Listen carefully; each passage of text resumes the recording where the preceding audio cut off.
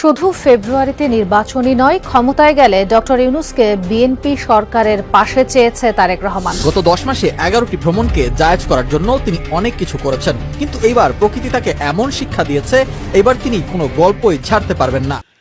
ভয়ঙ্করভাবে ফেঁসে গিয়েছেন ডক্টর ইউনূস।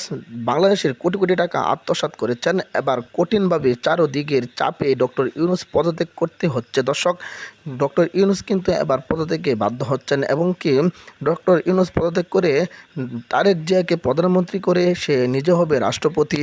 না, এদেশের গরিব মানুষের ট্যাক্সের টাকায় তিনি বিমানে চড়ে গেলেন, এই টাকাটা অপচয় নয়? দেশের সম্পদ ধ্বংস করে কেন সে ওই দেশে সাক্ষাৎ করতে গেল? সাধারণ মানুষের কষ্টে উপার্জিত টাকা খরচ করে গিয়েছেন, কিন্তু সেখানে যে সফল হননি, এটা বাংলাদেশের মানুষের জন্য একটা দুঃখজনক বিষয়। আমার দেশের প্রাইম মিনিস্টার আমি বলবো না, কিন্তু প্রধান উপদেষ্টা প্রাইম মিনিস্টারই তো উনি বিদেশ যে বসে আছেন ওখানকার প্রাইম মিনিস্টারের সঙ্গে দেখা করার জন্য, সে বলে তোমার লোক আমি দেখা করবো না, এর চেয়ে বড় অপমান আছে?